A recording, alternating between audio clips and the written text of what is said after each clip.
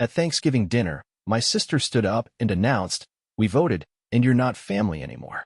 Everyone cheered. I laughed softly and said, "Then I guess you won't need this." I placed a folder on the table. The moment she opened it, she started screaming. "Before we carve the turkey," Natalie said, rising from her chair with that smug, rehearsed smile of hers, "there's something we need to say." Everyone went quiet. Forks paused mid-air. My gut clenched. I knew that tone. It was the same one she used when she got me grounded at 14 for a party I didn't even go to. "We had a family vote," she continued, looking around at everyone like a pageant queen about to be crowned. "And we've decided, you're not family anymore." Silence. Then a cheering. Cheering. My cousin Laura clapped like she was at a concert. Uncle Mitch raised his wine glass and toasted. Even my mother, my own mother, laughed and said, "Well, someone had to say it." I sat there frozen, staring at my plate. The stuffing had gone cold, but my blood boiled. My dad didn't even look at me. Just sipped his beer and muttered, "It's probably for the best." "Wow," I said, pushing my chair back slowly. "You guys actually rehearsed this?" Natalie grinned wider. "You've been toxic for years. We're just finally done pretending." "You're not family," my mother added, reaching for the cranberry sauce like we were discussing the weather. "It's unanimous." I looked around. No one spoke up. Not one person. "Good," I said quietly. Then I reached into my bag. "I figured this might happen," I added, pulling out a thick folder and placing it gently in the center of the table. The sound it made, thunk, cut through the laughter. Natalie blinked. "What is that?" I smiled, leaned back in my chair, and folded my arms. "Why don't you find out?" She snatched it up and ripped it open, her mouth already twisted in that snide little smirk she always wore when she thought she was winning. Then she turned the first page and stopped smiling. Her face turned pale. Her eyes scanned the next page and the next. Then she screamed. I mean screamed. Like blood-curdling, horror movie kind of scream. Her chair crashed behind her as she bolted upright, slamming the folder shut like it had burned her hands. "You monster," she cried. "You messed up, twisted weirdo." Gasps echoed around the table. Joel, her husband, snatched the folder and opened it. Then his jaw dropped. He looked at me. "Is this?" I nodded once. "It's all real," I said. "Every word. Every receipt. Every screenshot." The table went dead silent. You could hear a fork clink in the kitchen. My mother's mouth opened, then closed again, like a fish gasping for air. "You were so sure I wouldn't fight back," I said, standing up slowly. "So sure I'd stay the quiet one. The doormat. The cash cow. But guess what?" I leaned over, looked Natalie dead in the eye. "Your little show? It's over. You want to know what was in the folder? I'll get there. But first, let me tell you how we got here. Because Natalie didn't wake up one day and decide I wasn't family. That decision was built over years. Brick by brick. Comment by comment. Betrayal by betrayal. I was never their favorite. Not even close. Natalie was the star, the golden girl. Good grades, big smile, knew how to work a room. She could lie straight to someone's face and make them thank her for it. I, on the other hand, was quiet. Private. I didn't need attention, and they hated that. They took my silence as weakness. I moved out at 19. Paid for college myself, worked 2 jobs, never asked for help. Meanwhile, Natalie flunked out of 2 majors, went to Europe to find herself, then came home and married Joel, the human equivalent of a LinkedIn profile in a blazer. The wedding? I paid for half. My parents couldn't afford it, but somehow still managed a 2-week cruise right after. I didn't complain. I never did. Even when they joked that I was the family accountant, I kept helping paying for Dad's dental surgery, sending money when Mom said the heat bill was overdue, even covering part of my cousin Laura's tuition when she got waitlisted for a scholarship.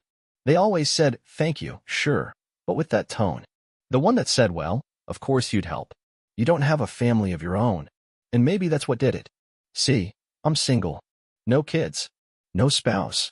No drama. Just me, my work, and my dog. And in their eyes, that meant I had nothing better to do than fund their messes. Natalie, especially, treated me like her personal failsafe. When Joel lost his job, she called me first. Just a small loan. When her car broke down, "You make 6 figures. What's 2 grand?"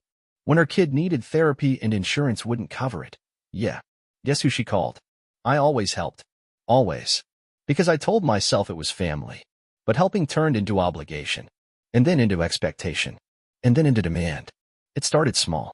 Backhanded jokes at dinner. "Oh, you brought wine? Must be nice to afford good wine." Of course you're early. You have no kids to worry about. I wish I could work late every night and avoid my husband too. Then it got uglier. You're so cold. Maybe that's why you're still alone. You don't understand real stress. You don't have a real life. You're just bitter that no one needs you. Except, they did need me. Constantly. Financially. Quietly. Behind closed doors. And then came the text. Natalie. Hey, can you co-sign for a small business loan? Joel and I want to start a wellness cafe. Me. No. Natalie. Wow. Really? Then came the silence. That was 3 months ago. Since then, I got the cold shoulder. Mom stopped calling. Dad sent one-word replies. No one invited me to the last family dinner. Natalie blocked me on social media after posting a story about cutting out toxic people. But I didn't sit and sulk. Instead, I started pulling receipts. Literal receipts. See, I keep records. Bank transfers. Emails. Screenshots. Dates. I'm not stupid. And over the past 5 years alone, I'd sent over $78,000 to various family members. $78,000. $8,000 for Joel's rehab. $2,300 for Natalie's emergency dental work, which turned out to be elective veneers. $1,500 for my dad's back surgery. $12,000 for my mom's credit card debt. $6,000 for Laura's college move-in costs. $4,500 for a family emergency that turned out to be a trip to Cabo. And not once, did any of them offer to pay me back. They just took. And when I stopped giving, they decided I was the problem. So I made the folder. Inside. Every transfer confirmation. Every email and text request for money. Screenshots of Natalie calling me manipulative to her friend because I said no to the loan. A timeline of every major payment I made in the last 5 years. And, as a cherry on top, copies of Facebook and Instagram posts where they mocked me. I have screenshots of Natalie calling me a cash cow with no spine in a private comment thread she didn't know I had access to. So yeah, that's what she saw when she opened the folder. That's what made her scream. Because Natalie wasn't just exposed. She was dismantled, fact by fact, line by line, page by page. All while the rest of the family realized what they had done.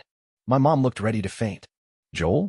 He stared at the line that said $4, $200 to cover Natalie's credit card, used at a hotel in Santa Monica with someone named Alyssa, and just said, "What is this?" I didn't answer. I didn't have to. Because for the first time ever, I wasn't defending myself.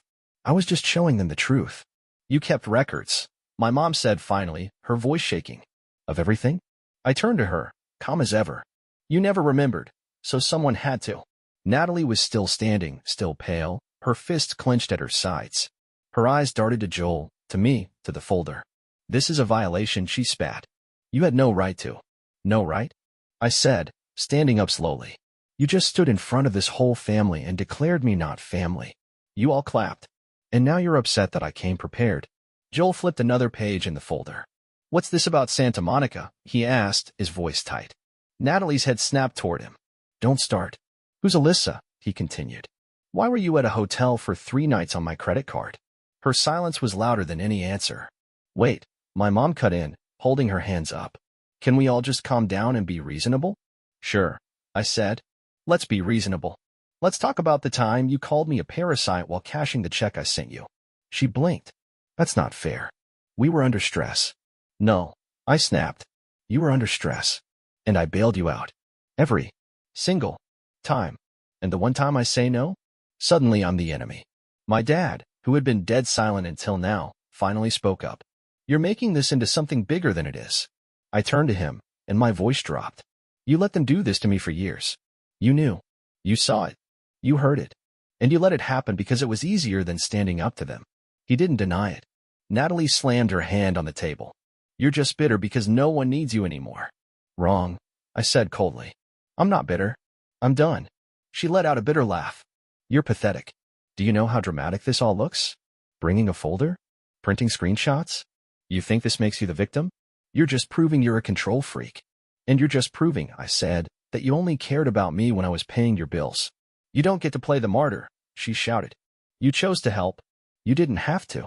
And yet, somehow, I said, stepping forward, you expected it. Every single time. Until it wasn't help anymore. It was duty. And when I stopped, you voted me out. My voice cracked, not from sadness, from rage. You didn't want a brother. You wanted a wallet with legs. Joel stood up now, holding the folder. Is this true? He asked, looking at Natalie. All of this. Natalie looked at him, and for the first time, she didn't have a comeback. No fake tears. No deflection. Just silence. You lied to me, he said. About the hotel. About the money. About him. You made it sound like he was crazy. I had to, she exploded. He was turning everyone against me. I wasn't, I said. You did that all by yourself. The room went quiet again. Then my mom leaned forward and tried one more time. Her voice softened. Listen, honey. We may have overreacted, but this is still family. And families fight. Let's just put this behind us. I cut her off. You're not hearing me. She blinked. What? I'm not asking for peace. I'm not asking for forgiveness. I'm telling you, I'm done. Natalie sneered. Oh, stop pretending like this is some big moment. You've said that before. I looked her dead in the eyes. Not like this. I reached into my coat pocket and pulled out another envelope. What now? My dad asked, clearly exhausted. I tossed it onto the table. Joel caught it before it slid off. He opened it. Read the first line. His eyes widened. What is this? He whispered. I answered for him. Power of attorney forms. For Mom. Revoked. Medical proxy. Revoked. Emergency contact? Removed. I've already signed the papers. I am legally and emotionally no longer responsible for any of you. My mother gasped. You're cutting ties completely? Completely, I said. Starting now. You're being selfish, she said, tears now forming. We made mistakes, but we're still your family. I turned to her, and my voice dropped again, calm, final. No, you're not. I grabbed my coat, looked at them one last time, and walked out the door, leaving them in the middle of Thanksgiving dinner, stunned and speechless, surrounded by cold food and ugly truths. I walked out, and I didn't look back. Not because it didn't hurt. It did. But as I closed the door behind me, stepped off their porch and into the cold night air, I felt something inside me shift. For the first time in years. I could breathe. I didn't drive straight home. I pulled off the road near the lake I used to visit as a kid, the place Dad used to take me fishing. I sat there in silence, staring out at the still water, and felt something I hadn't felt in a long time. Nothing pulling at me. No guilt. No pressure. No one waiting on a check or a ride or a favor. Just stillness. The next morning? Silence. The day after that? Still nothing. But on the third day, the messages started. First, my mom. A missed call. Then another. Then a voicemail. You really meant it? We were angry, but we're still your family. I didn't respond. Then came the texts. From Natalie. You don't even realize what you've done. Joel's filing for divorce. Are you happy? Something is really wrong with you. Then my dad. You went too far. We all said things we regret. But what you did was nuclear. Your mother is a wreck. Come fix this. I didn't reply to any of them. And honestly, I thought I'd feel guilty. I thought I'd toss and turn at night, wondering if I went too far. But instead, I slept better than I had in years. There was no more second-guessing every text. No more waiting for the other shoe to drop. No more late-night Venmo requests, guilt trips disguised as emergencies. For the first time in a decade, I could hear myself think. I started waking up early, going for runs, brewing coffee slowly. I made appointments I'd put off for years. Dentist, doctor, even a therapist. Not because I was broken, but because I was finally allowed to take care of myself. I rewrote my emergency contacts, removed my parents, changed my passwords, froze every joint account they had access to, blocked Natalie on every platform. It wasn't about revenge anymore. It was about closure. A week after Thanksgiving, I got a text from Laura, my cousin who clapped when they voted me out. I didn't know you paid for my tuition. I'm sorry. I followed the crowd. You were always the one who actually helped. I didn't answer, but I read it. Twice. Then, another surprise, a message from Joel. I filed the papers. Everything in that folder checked out. She cheated, lied, manipulated. Not just you, me too. He added. You did the right thing. I should have left sooner. I wasn't expecting that. But it landed. A few days later, I did something I hadn't done in years. I applied for a job in another city. Not because I was running, but because I was finally free. No more, you should stay close to home. No more, who will take care of them if you leave? I started reconnecting with friends I hadn't seen in years. People I'd pulled away from because I was always too busy with family stuff. And the wildest part? Some of them had seen my post on Reddit. They reached out, just to say, "We're proud of you." That was brave. No one asked for money. No one guilted me. No one tried to spin it. Just support. Simple, honest, clean. Someone asked me, "Don't you regret it?" I thought for a second, then said, "I only regret not doing it sooner." I thought that was the end. And in a way, it was. But with people like them, nothing ever ends cleanly, especially when they start to feel the consequences of your absence. The first few weeks after Thanksgiving were quiet. Beautifully, eerily quiet. No calls. No guilt. Just peace. Until Christmas. On December 22nd, I got a text from my mother. Just a picture. It was their living room, decked out with stockings, a half-decorated tree, in front and center, a massive empty space where they usually stacked the presents. "It doesn't feel the same without you," the caption said. "Ellie keeps asking why Uncle isn't coming this year." I stared at it for a long time. No apology. No ownership. Just the same manipulative undertone. "Look what you've done. Look who you're hurting." I didn't reply. December 23rd, Natalie tried calling. I let it ring out. Then she sent a message. "I know I messed up, but you don't have to punish everyone. Just come by for Ellie. She misses you." 2 minutes later. "Also, Mom and Dad are behind on their mortgage. I know you don't care anymore, but the bank called today. I thought you'd want to know." There it was. The ask. Always hidden in a blanket of guilt, always covered in fake softness. But it always ended the same way, with a request. I blocked the number. December 24th. Another text. This time from Dad. "You made your point. We get it. But enough is enough. We need help. We're still your blood." That night I sat alone by the fireplace with a glass of wine. I looked around my small apartment. No tree, no noise. Just me and the silence they always said would destroy me. And for the first time in my life, I was thankful for that silence. But it didn't end there. January. I got a call from a number I didn't recognize. I picked up out of habit. "Is this Daniel?" a man's voice asked. "Yes." "Who's calling?" "My name is Mark," he said. "I'm calling on behalf of your father. He mentioned you're the primary executor of the family trust." I froze. "I revoked that role 2 months ago," I said. "It was finalized by the family attorney. My name is off everything." The man paused. "I see. Your father said he couldn't reach you directly and asked me to explore options." There, in a bit of a bind. Of course they were. Natalie and my parents had run out of options. The ATM was closed. The safety net was gone. Now they were trying to get creative. I hung up without another word. But the final straw came in February. I got an envelope in the mail. Handwritten. No return address, but I recognized my mother's handwriting instantly. Inside was a letter, 3 pages. The first page was all about regret. We said things in anger. "You've always been the strong one.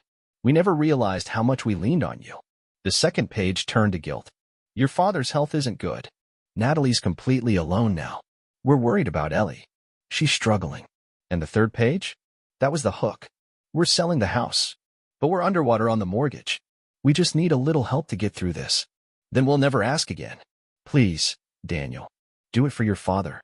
Do it for the family." I sat with the letter for a while. Let myself feel every ounce of what they wanted me to feel. The weight of responsibility. The sting of obligation. The aching need to fix what was broken. Then I folded the letter, got up, walked to the kitchen, and tossed it in the trash. The truth is, they weren't asking for help. They were asking for access. Again, they didn't want me back in the family. They wanted the version of me who didn't say no, the one who paid silently, sacrificed silently, suffered silently. But that version of me? He's gone. I'm not their scapegoat anymore. I'm not their golden goose. I'm not the duct tape holding a broken house together. I am done. And the most terrifying part for them? I'm doing just fine without them. I got a new job, moved to a new city, bigger place, clean slate. I started volunteering on weekends, not because anyone needed me, but because I wanted to.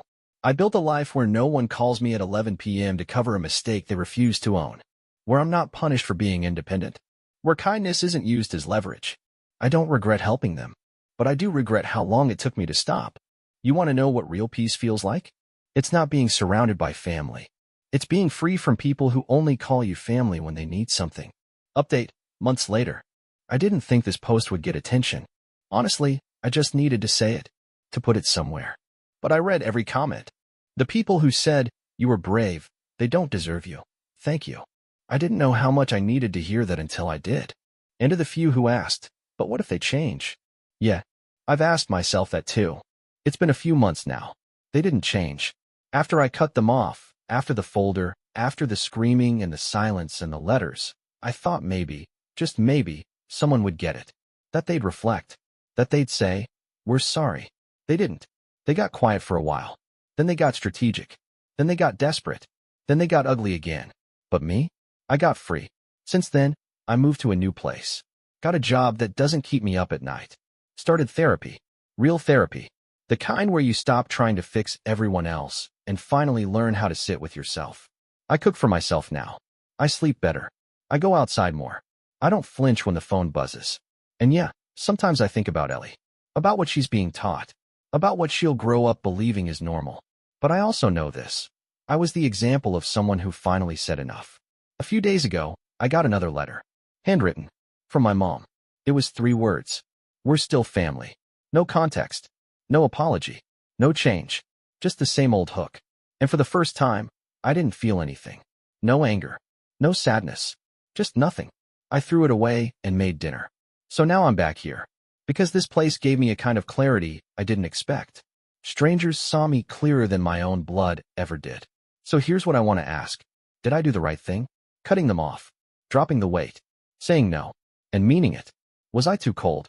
Or was I finally just done being the only one holding it all together? I don't know. But I do know this. For the first time in my life, I'm not surviving. I'm living. Thanks for reading. Still listening.